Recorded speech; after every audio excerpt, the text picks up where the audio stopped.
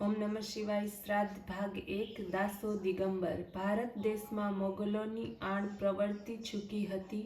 વટાળ પ્રવૃત્તિની ઝુંબેશ પણ ઠીક ઝડપી બની હતી. એ કાળે દિગંબર પંત કુલકર્ણી નામનો એક બ્રાહ્મણ મરાઠાવાડમાં રહેતો હતો. તે ખાધી પીધી સુખી હતો, સાત્વિક હતો, તેની પાસે ભક્તનું પણ જ્ઞાન હતું. રાજ્યમાં તે કાળે કરવેરો એકઠો કરવાનું તેનું કાર્ય હતું. આજની માફક રૂપિયામાં કરવેરો ન લેતા અનાજ રૂપે તે લેવામાં આવતો હતો અને રાજ્યના ગોદામોમાં તે અનાજ ઠલવાતું. દિગંબર પંત એ ગોદામોના કારભારી હતા. તેમને ત્યાં પુત્ર જન્મ થયો. તેનું નામ તેમણે દાસો રાખ્યું. નાનપણથી જ તે દિગંબર પંત સાથે ફરતો. જાતના પ્રશ્નો પૂછીને તેમને મૂંઝવી નાખતો. તે અતિશય તેજસ્વી બુદ્ધિનો હતો. જન્માંતરનું પુણ્ય લઈ આવનાર મહાપુરુષોમાંનો તે એક હતો. એક વખત દાસોએ તેમના ગામના ધર્મ પ્રચાર માટે ફરતા લવીઓના જોયા. તેમને જોઈ દાસોએ દિગંબર પંતને પૂછ્યું, બાપુ, આ બધા અહીં શા માટે આવ્યા છે? ઇસ્લામ ધર્મના પ્રસાર માટે? પણ બાપુ, તેમણે કોણ મોકલે છે? બાદશાહ. તો પછી તેમણે મોકલવા બાદશાહ પાસે પૈસા ક્યાંથી આવ્યા? બધા લોકો રાજાને કરવેરા રૂપમાં, નજરાણાના રૂપમાં જે પૈસા અને અનાજ આપે છે તે બાદશાહ પોતાના ઇસ્લામ ધર્મના પ્રસાર માટે વાપરે છે. દિગંબર પંતે દાસોને સમજાવ્યું, બાપુ, જે લોકો પૈસા આપે એ પૈસા આ રીતે બીજાની વટાળ પ્રવૃત્તિ માટે વાપરવા એ શું ધાર્મિક ગણાય? દિગંબર પંત પાસે આ સચોટ પ્રશ્નનો કાંઈ જવાબ ન હતો. તેમણે મૌન સેવ્યું. તો પછી આવી અધાર્મિક પ્રવૃત્તિ માટે લોકો શા માટે કરવેરા આપે છે? જે રાજા સંસ્કૃતિને ટેકો ન આપે, અન્યાય કરે તેવા રાજાને કરવેરો આપવો એ શું ધર્મ છે? દાસોની તેજથી ઝળહળતી વાણી પાસે દિગંબર પંત મૌન રાખવું વધુ પસંદ કરતા, પરંતુ તેમના સમજુ અંતઃકરણને સતત ડંખ્યા કરતું કે શૂદ્ર, અનૈતિક અને અધાર્મિક રાજાની નોકરી કરવી તે પણ એક પાપ છે. તેમનું ધાર્મિક મન તેમને સતત ટકોર કરતું, પરંતુ તે નોકરી છોડવાની તેમની હિંમત ન ચાલતી હતી. એક વખત એક નર્તકીનો રસાલો રાજ દરબાર તરફ જતો હતો. તે જોઈને દાસોએ પૂછ્યું, બાપુ, આ કોણ છે? તે નર્તકી છે. બાદશાહે નૃત્ય જોવું છે, તેથી તે નૃત્ય કરવા માટે દરબારમાં જાય છે. તેના પૈસા બાદશાહ ક્યાંથી લાવે છે? લોકોના કરવેરા ભરે તેમાંથી. આ ઉત્તરથી દાસો સિંહની માફક ગરજ્યો. શું બાદશાહના ભોગ વિલાસ પૂરા પાડવા પ્રજા કર ભરે છે? પ્રજાના પૈસા મોજશોખ કરનાર બાદશાહ અધાર્મિક છે? તેને કરવેરો આપવો એ પાપ છે. આજના રાજનીતિઓ પાસે પણ આ નાના બાળકે પૂછેલા પ્રશ્નનો જવાબ છે કે નહીં તે એક શંકા છે. દાસોએ બાળવયે જ ક્રાંતિના વિચારોનો પ્રચાર કરવા માંડ્યો. બાપુ, તમે આ નોકરી છોડી દો. તમે પસીનો પાડીને જે કરવેરો ઉઘરાવો છો તે બાદશાહ મોજ શોખમાં ફેંકી દે છે. એ પૈસો પ્રભુ કાર્ય માટે નથી વપરાતો. એ પૈસાનો સાંસ્કૃતિક કાર્યો માટે ઉપયોગ નથી થતો. આમાં તો તમે પણ પાપના ભાગીદાર થાવ છો. દીકરાની વાત દિગંબર પંતને રૂચતી, પરંતુ તે મુજબ આચરણ કરવાની હિંમત નહોતી થતી. અને બીજી વાત પણ હતી કે નોકરી છોડી દે તો કુટુંબને ખવડાવે શું? એક યા બીજા બહાને તે વાતને ટાળતા. માં ધરતી પોતાની છાતી ચીરનાર દીકરાને ખોબે અનાજ આપી તેની સુધા શાંત કરે છે, પરંતુ સંતાનના અગમ્ય અપરાધ માટે તેને કોઈ વાર આકરી સજા પણ કરે છે. તોબા પોકારે છે કે કોઈ વાર પોતાના સંતાનો પાસે તે જ માં કણ માટે વલખા પણ મરાવે છે. એક વખત તે પ્રદેશમાં ભયંકર દુષ્કાળ પડ્યો. લોકોને ખાવા અન્ન ન મળતું હતું. લોકોએ અન્ન માટે ટળવળતા જોઈ દાસોને અતિ દુઃખ થયું. દાસો દોડતો ઘેર આવ્યો અને કહ્યું, બાપુ, તમે મારી કેટલી કાળજી રાખો છો. હંમેશા મને સારું ખવડાવી પેટ ભરીને જમાડો છો, પણ મારા દોસ્તોએ 2 દિવસથી ખાધું નથી. તેમના ઘરમાં ખાવાને દાણો નથી. બાપુ, તમને તો ખબર છે કે આ વરસ પણ નબળું ગયું છે. લોકોને ખાવા માટે છાછા છે અને અહીં અનાજના ગોદામો ભર્યા પડ્યા છે. આખરે એ અનાજ કોનું છે? આ જ રીતે લોકોએ કાળી મજૂરી કરી પસીનો પાડી તે તૈયાર કર્યું છે ને, અને તેમને તે અન્નથી વંચિત રાખશો? પણ દાસો, એ અનાજ આપણું નથી, સરકારનું છે, આપણાથી તે કેમ અપાય? દિગંબર પંતે દીકરાને વ્યવહારૂ સમજણ આપી. બાપુ, તમે વિચાર તો કરો કે જમવાના સમયે નાના નાના બાળકો મા પાસે જઈને ખાવા માંગતા હશે, માનો છાડલો ખેંચીને માને કહેતા હશે, મા, અમને ખાવા આપ, અમને ભૂખ લાગી છે. ત્યારે પોતાના એ હૈયાના ટુકડાને જોઈ માને શું થતું હશે? અને બાપુ, જે અન્ન ભંડાર આવતીકાલે રૈયતના કામમાં ન આવે તે અન્ન ભંડાર શા કામના? જે રાજા રૈયતની હાડમારી ન સમજે, પ્રજાના દુઃખમાં સહભાગી ન થાય, તે રાજા નથી. તે પ્રજાનો રક્ષક નહીં પણ ભક્ષક છે. કોઠારોમાં અનાજ ભર્યું પડ્યું છે, છતાં પ્રજાને આ રીતે રીબાવીને અધર્મ છે. બાપુ, તમે ભૂલથી પણ એ અધર્મના ભાગી ન થાઓ. દાસો કરગરી પડ્યો. દિગંબર પંત પીગળી ગયા. બીજા દિવસે અનાજના ગોદામોના પ્રજાને માટે ખુલ્લા મૂક્યા. ભૂખ્યા ગામ લોકોની કડકડતી આંતરડી ઠરી. ગામ લોકોએ બાપ દીકરાને મૂક આશીર્વાદ આપ્યા, પણ બાદશાહના તેમના ઉપર શાપ ઉતર્યા. આ વાતની બાદશાહને ખબર પડતા જ તેણે દિગંબર પંતને દરબારમાં હાજર થવાનો હુકમ કર્યો. જ્યારે એને ખબર પડી કે આ તો બધું એના તોફાની છોકરાની ભલામણથી થયું છે, ત્યારે એ છોકરાને પણ દરબારમાં હાજર કરવાની રાજ આજ્ઞા છૂટી. દિગંબર પંત અને દાસો દરબારમાં હાજર થયા. બાદશાહના ફરમાન વગર આ રીતે સરકારી ગોદામ લૂંટાવી તમે ગેરકાયદેસર કામ કર્યું છે કે નહીં? બાદશાહે દિગંબર પંતને પૂછ્યું. દિગંબર પંત બોલવા જતા હતા, પણ તેમને બોલતા અટકાવી દાસોએ કહ્યું, બાદશાહ, પ્રજા બધી આપની રૈયત છે. દુકાળના સમયમાં અમે તેમને અનાજ આપ્યું, એ શું લૂંટ ચલાવી ગણાય? એટલું જ નહીં, આવા આપત્તિ કાળમાં લોકોએ મદદ કરી, તેથી આપની આબરૂ વધી ગઈ છે. લોકોએ આપના નામનો જય જયકાર કર્યો છે. આ છોકરાની હિંમત અને નીડરતા જોઈ દરબાર સ્તબ્ધ થઈ ગયો. બાદશાહ દાસોની નીડરતા જોઈ જ રહ્યો. બાદશાહ પ્રજાને અન્ન વસ્ત્ર પૂરા પાડવા, રહેવા ઘર અને જીવન વિકાસાર્થે શિક્ષણ આપવું એ જવાબદારી રાજાની છે. તેથી જ પ્રજા આપને કરવેરો ભરે છે. તો પણ આવા આપત્તિ સમયે ભૂખ્યાને અનાજ આપ્યું, એમાં અમારા પિતાજીએ કયો ગુનો કર્યો છે? આ છોકરાની નીડરતા અને ચાલાકી જોઈ રાજાને થયું કે આને પોતાના હાથમાં લેવો જોઈએ. તેને વટલાવી મુસલમાન બનાવીશું તો ઇસ્લામ ધર્મનો સારો પ્રસાર થશે. હાથમાં આવેલું આ રતન છટકી જવા દેવું ન જોઈએ.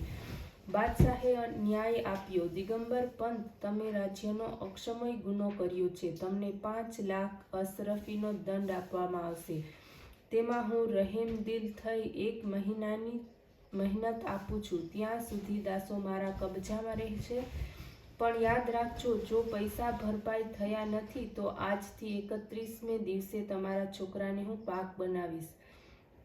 દિગંબર પંત ભારે હૈયે દરબારમાંથી બહાર નીકળ્યો. તેના પગ ઉપડતા ન હતા. ઘેર જવાની ઈચ્છા નહોતી થતી. પત્ની પૂછશે કે દાસો ક્યાં?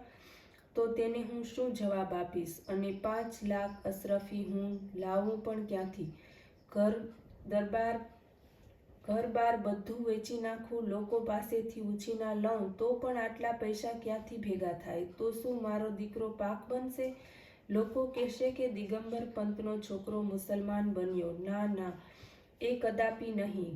બંને આંખે રસ્તે તેના મગજમાં એક જ વિચાર ચાલતો હતો, મારો દાસો મુસલમાન થશે. આમ વિચાર કરતા કરતા તે ઘરે આવ્યા. આતુરતાથી તેમની પત્ની બંનેની રાહ જોતી બારણામાં જ ઊભી હતી. એકલા દિગંબર પંતને આવેલા જોઈને તેને પેટમાં ફાર પડી. તેણે તરત પૂછ્યું, દાસો ક્યાં? દિગંબર પંત પાસે આનો જવાબ ન હતો. ક્યાં મોઢે કહે કે દાસો હવે આપણો માટે મટી ગયો, તે મુસલમાન થવાનો? તેણે આંખો નીચે ટાળી મૌન રાખ્યું. પોતાના ધણીનું વિલું મોઢું જોઈ તેની પત્નીને શંકા વધુ દ્રઢ થઈ. કુશંકાથી તેના રૂવાણા ઊભા થયા ગયા. બધી હિંમત એકઠી કરી દિગંબર પંતે કહ્યું, દાસોની માં, આજથી દાસો આપણો મટી ગયો છે. આપણો દાસો હવે વેદ ઉપનિષદના મંત્રો નહીં બોલે, ગીતાના શ્લોકો નહીં ગાય. આપણો દાસો પાક બનશે અને મસ્જિદમાં બાંગ પોકારશે. તેનો અવાજ ભારે થઈ ગયો. આંખમાંથી આંસુ ટપકી પડ્યા. 12-13 વર્ષના કુમળા બાળક ઉપર થનાર અત્યાચારની કલ્પના દિગંબર પંત સહન ન કરી શક્યા. તેમનું તેજ હરાતું ચાલ્યું.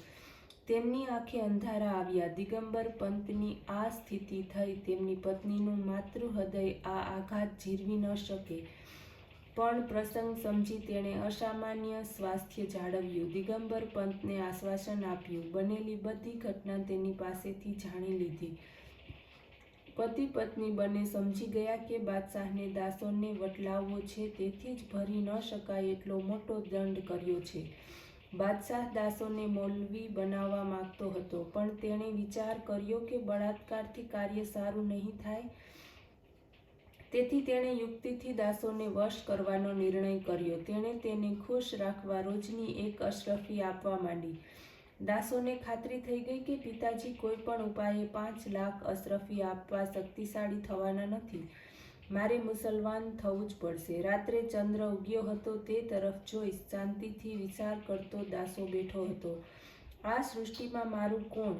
ભગવાને બનાવેલી આ વિશાળ સૃષ્ટિમાં મારું કરીને જીવતો હોય છે, પરંતુ તે શાંતિથી વિચારે તો તેને સમજાશે કે વાસ્તવમાં એનું કોઈ નથી. આપણા સુખ દુઃખનો સાથી ફક્ત એક જ ભગવાન છે. દાસોને પિતાએ શીખવેલું સ્ત્રોત યાદ આવ્યું. ભાવપૂર્ણ અંતઃકરણે તેણે ગાયું: વિવાદે વિષાદે પ્રમાદે પ્રવાસે જલે ચાનલે પર્વતે શત્રુમધ્યે અરણ્યે ચરણ્યે સદા મા પ્રપાહી ગતિસ્ત્વમ ત્વમેકા ભવાની. માં, આ જગતમાં મારું કોણ છે? જગતના આ મારા સંબંધીઓમાંથી મારી પડખે કોણ ઊભું રહ્યું છે? હે માં, વિવાદમાં, વિષાદમાં, પ્રમાદમાં, પ્રવાસમાં, પાણીમાં, અગ્નિથી, પર્વત ઉપર, વનમાં તથા શત્રુઓથી સદાયે તું મારું રક્ષણ કર. તું જ એકમાત્ર મારી ગતિ છે. દાસો સિંહ જેવો હતો, તેજસ્વી હતો. તેણે ભગવાન દત્તની આરાધના શરૂ કરી અને દિગંબર શ્રીપાદ વલ્લભમ દિગંબરાનું રટણ કરવા લાગ્યો. દાસો પોતાની રોજ મળતી અશરફી દાન ધર્માદામાં વાપરે છે અને કરુણ ભાવે ભગવાનની ભક્તિ કરે છે. અવારનવાર ચોકીદારો દાસોની આ પ્રવૃત્તિથી બાદશાહને જાણ કરે છે.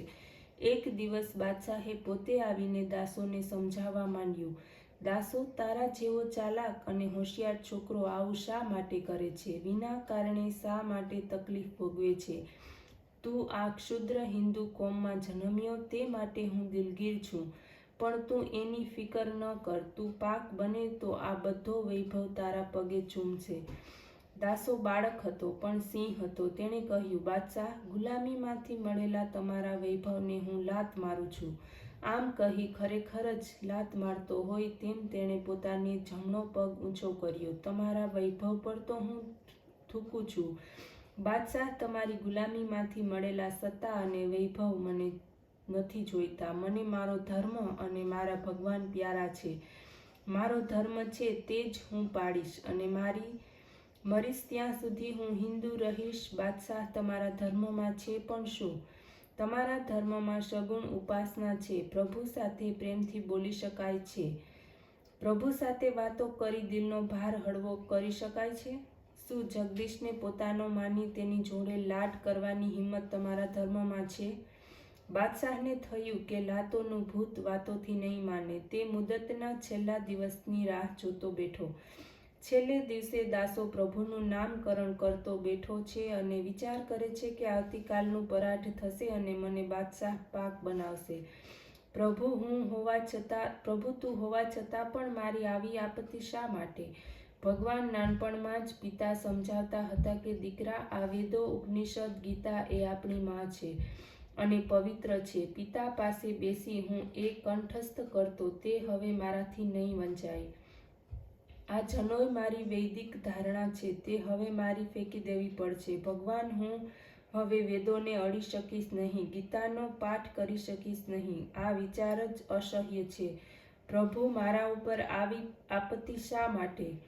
બોલતા બોલતા નાનો દાસો રડી પડ્યો અને આકુળ વ્યાકુળ થઈ ગયો. ભગવાન, તું રાખે તેમ રહેવું એ અમારો ધર્મ છે, પણ આ પ્રસંગ ન આવે તો સારું. ભગવાનને યાદ કરતા કરતા જ તેની આંખ મીચાઈ ગઈ.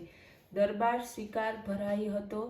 બધાની નજર બાદશાહ ઉપર મંડાણી હતી. દિગંબર પંત 5 લાખ અશરફી ભરપાઈ કરશે અને ન કરે તો આવા ચાલક તેજસ્વી છોકરાને બાદશાહ પાક બનાવશે. એ વિચારથી ઘણા મૌન કોસવાઈ ગયા, પરંતુ છતાં આગળ શાળપણ શા કામનું, એટલે સૌ ચૂપ રહ્યા. બાદશાહે પૂછ્યું, દિગંબર પંત, નક્કી થયા મુજબ 5 લાખ અશરફી તમે શાહી ખજાનામાં ભરવા તૈયાર છો? દિગંબર પંત 100 જવાબ આપે. બધાને ખાતરી થઈ ગઈ કે દાસો હવે ચોક્કસ મુસલમાન થવાનો. બાદશાહે પૂછ્યું, દિગંબર પંત, તમે 5 લાખ અશરફીનો દંડ નહીં ભરો તો આજથી દાસો ઉપર તમારો અધિકાર નહીં રહે. આ સાંભળીને દિગંબર પંત નીચે જોઈ રહ્યા. બાદશાહ ખુશ થયો. તેણે પાછું પૂછ્યું, બીજો કોઈ 5 લાખ અશરફી આપી દાસોને છોડાવનાર તૈયાર છે? હું 2 ઘડીનો સમય આપું છું. બધા એકબીજાના મોઢા સામે જોતા રહ્યા. 5 લાખ અશરફી કોણ ભરે? પોતાના પુત્રને પોતાની નજર સામે મુસલમાન બનતો જોવાની દિગંબર પંતની હિંમત ન હતી, એટલે તે દરબારમાંથી ઉઠી ગયા. 2 ઘડી તો જોતામાં વીતી ગઈ. બાદશાહે ફરી ગર્જના કરી, તો પછી આજથી દાસો હિન્દુ મટી. બાદશાહ બોલવાનું પૂરું કરે એટલામાં સામેની મેદનીમાંથી એક તેજસ્વી પુરુષે હાંક મારી, સબુર બાદશાહ, આ લો, આપની 5 લાખ અશરફી ગણી લો, પૂરી 5 લાખ છે. બાદશાહનું મોઢું લેવાઈ ગયું. તેના હોઠે આવેલો કોળિયો ગૂંચવાઈ ગયો. પણ તમારું નામ શું છે? બાદશાહે કડકડાથી પૂછ્યું. આ માણસનું 5 લાખ અશરફી લઈને આવવું તેને રહસ્ય નહીં. હાથમાં આવેલો શિકાર નીકળી જતો હતો. એવો તેજસ્વી ચાલાક છોકરો પાછો ક્યાં મળવાનો હતો? તેને 5 લાખ અશરફી મળી તેનું સુખ ન હતું, પણ હાથમાંથી છોકરો જતો રહ્યો તેનું દુઃખ હતું. મારું નામ દત્તાજી ભાસ્કર, આવનારે જવાબ આપ્યો, અને માનવ મેદનીના તે સરી ગયો. દાસોના આનંદનો પાર ન રહ્યો. ભગવાન તેની લાજ રાખી હતી, તેને પાક થતાં બચાવ્યો હતો. દત્તાની ભાસ્કરની તેણે તપાસ કરી, પરંતુ તેનો કોઈ પતો ન લાગ્યો. ઓમ નમઃ શિવાય.